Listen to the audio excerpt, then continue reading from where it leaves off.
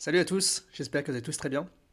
Bon, aujourd'hui je voulais vous parler de l'ambition. L'ambition, soit elle t'élève, soit elle te détruit. Elle te fait rejeter le monde, elle te donne une haine envers le monde. Et j'ai pris des notes parce qu'il y a vraiment beaucoup de choses à dire sur cette partie-là.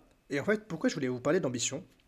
Je voulais vous parler d'ambition parce que j'ai toujours eu ce rapport un peu conflictuel avec mon ambition justement. Soit elle m'élevait, elle me faisait me dépasser, soit elle me faisait me plonger dans mes démons, dans mes doutes, dans mes insécurités, et elle me faisait avoir du ressentiment envers le monde, de la jalousie.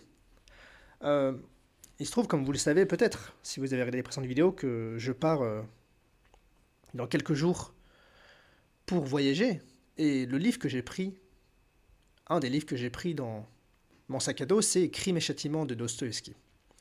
Et c'est pour ça qu'en fait je voulais faire cette vidéo aujourd'hui, c'est pour notamment vous parler d'une des citations de, de Crime et Châtiment.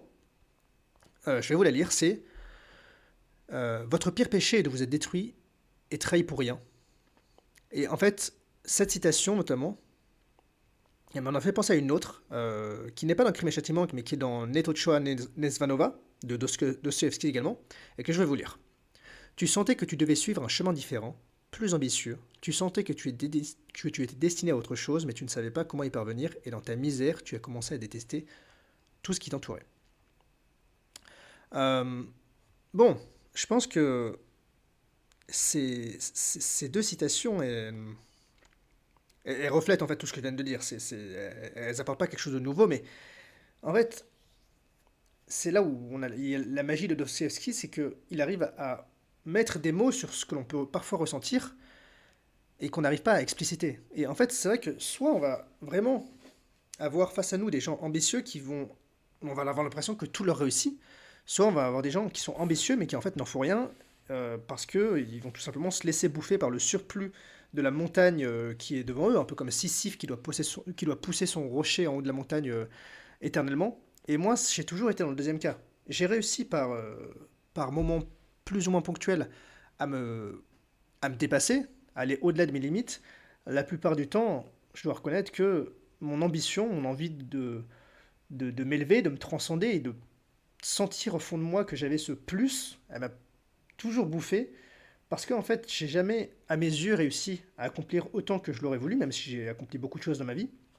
J'ai pas l'impression d'avoir fait autant que je le voudrais, même si on dit souvent que le mieux est l'ennemi du bien. Donc après, c'est aussi que je suis très dur envers moi-même. Mais je ne saurais pas comment l'expliquer. Peut-être que c'est une sorte de naïveté infantile, mais très jeune, même euh, quand j'étais au lycée, je me souviens de dire à des amis que j'ai ce feu en moi où j'ai toujours été persuadé que j'allais réussir ma vie. Je ne saurais pas expliquer pourquoi je pensais comme ça.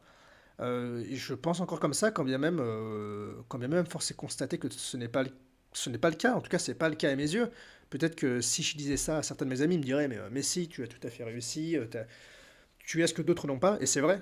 Et ça m'empêche pas d'avoir de la gratitude par rapport à ce que j'ai et ce que d'autres n'ont pas la chance d'avoir. C'est juste que les standards que moi je m'étais imposés dans mon passé, je ne les ai à mes yeux toujours pas atteints. Euh, et c'est là qu'elle est très belle, cette phrase du coup de Dostoevsky, c'est tu sentais que tu étais destiné à autre chose, mais tu ne savais pas comment y parvenir.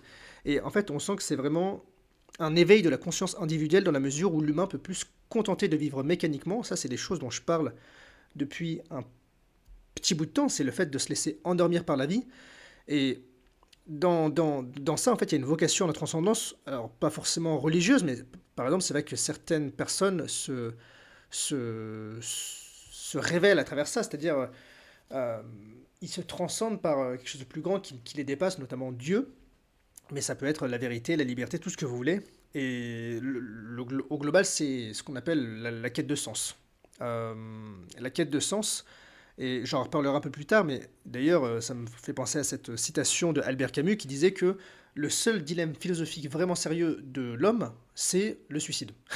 En gros, il dit, alors c'est un peu bizarre dit comme ça, parce que ça fait vraiment genre du style, bah en fait, euh, j'ai dans la vie, est-ce que je me tire une balle ou pas? Mais la vraie question, c'est que Camus, c'était pas non plus un dépressif, en tout cas je crois pas, il disait juste, bah en fait, la vie est tellement absurde que le, le sens de, de la vie, c'est ce qui t'empêche en fait de te jeter par la fenêtre. Donc chacun va trouver son sens à la vie et grosso modo ce qui veut dire c'est apprécier le chemin plutôt que plutôt que voir le bonheur dans le but que tu recherches. Donc en gros Camus il pourrait dire un truc du style Sisyphe, donc celui qui pousse son rocher au sommet du mont Olympe, je crois, si je dis pas de bêtises, mais je crois que j'ai dit de la merde. Et ce Sisyphe qui pousse son rocher jusqu'à la fin des temps, bah, en fait, il doit trouver du bonheur dans le chemin. Nietzsche disait ça avec deviens ce que tu es.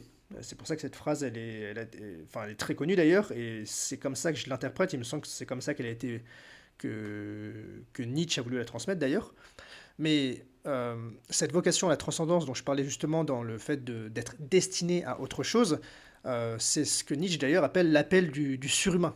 C'est-à-dire qu'on a ce besoin, que certains ressentent plus ou moins fortement que d'autres, d'aller au-delà de nous-mêmes. Mais en fait, cet appel, il est vraiment vertigineux parce qu'il nous donne aucune carte. C'est-à-dire qu'il nous dit, bah ok, tu veux te dépasser, mais démerde-toi parce que je vais pas te dire dans quoi, je vais pas dire comment, je vais pas dire où. Du coup, bah en fait, c'est ce qui crée en fait une frustration, tout simplement. Oui, du coup, la deuxième chose que je voulais dire, c'était par rapport à l'échec et le ressentiment. Donc la deuxième partie de la citation que je vous ai donnée au début de la vidéo, c'est «Et dans ta misère, tu as commencé à détester tout ce qui t'entourait». Et c'est ça qui est assez marrant et dont je vous parlais, c'est que lorsqu'on a cet élan vers le plus haut, cet élan de transcendance, de dépassement de soi, en fait, soit on arrive à justement transformer cette douleur en création, soit on se replie, on accuse le monde et c'est là qu'on devient jaloux parce qu'en fait, on se dit, bah, nous, on est un peu torturés par notre ambition, alors que d'autres sont tranquilles d'esprit, d'autres jouissent de cette tranquillité d'esprit parce qu'ils sont plus simples, ou vous appelez ça comme vous voulez, mais en tout cas, qu'ils n'aspirent pas à se dépasser. Et c'est pour ça que de plus en plus, on, on a appelé, on a un peu même mis en avant ce modèle du bonheur d'une vie simple. Et je pense que, comme on dit, il faut tout pour faire un monde. Et je pense que si on avait que des gens ambitieux sur Terre, ça marcherait pas. Si on avait que des gens qui se contentaient de leur simplicité sur Terre, ça marcherait pas non plus. Et par simplicité, j'entends pas le terme péjoratif de quelqu'un de simplé ou de simple, mais je parle vraiment de simplicité à l'état pur, c'est-à-dire quelqu'un qui se contente d'exister en tant que personne et dont le sens de la vie est propre. Mais moi, je ne m'associe pas forcément à ce genre de catégorie de personnes. Et quand bien même, beaucoup de fois, je me suis dit, si j'avais été à la place de telle ou telle personne, j'aurais été beaucoup plus tranquille parce que j'aurais pas eu toutes ces pensées qui me poussent à remettre en question mes fondations et à toujours me dépasser. Et certains pourraient trouver ça presque obsessionnel, mais en fait, moi, c'est ce qui me donne du sens à la vie, c'est de réussir à me dépasser et de pas me laisser endormir par la vie. Donc, euh, ça, c'est le point important. Le dernier point, c'est que Dostoïevski dit votre pire péché est de vous être détruit et trahi pour rien. Et en fait, ici, de ce que je comprends, Dostoïevski, ce qu'il appelle péché, c'est pas le péché au sens moral, c'est-à-dire les péchés tels qu'on les connaît dans la Bible ou même quand on dit ah tu as péché, c'est ce que Nietzsche appellerait la déchéance de l'esprit. Donc en gros, c'est le renoncement à soi, tout simplement.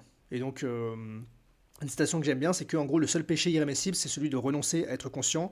Donc c'est ça en fait, se trahir, se trahir, c'est pas le fait d'échouer et de faire un mal moral, c'est de refuser de continuer à se chercher, à aller au-delà des choses, au-delà de soi-même, à se dépasser et à se transcender.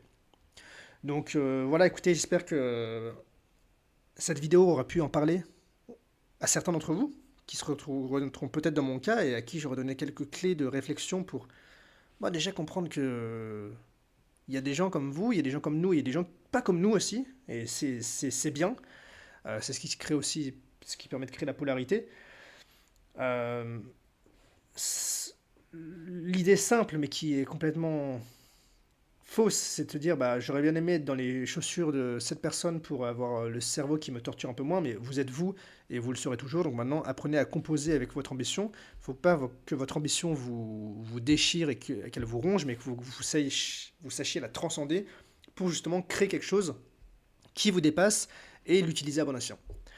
Je vous remercie de m'avoir écouté. Je vous dis à bientôt pour une prochaine vidéo. C'était Mathieu. Ciao, ciao.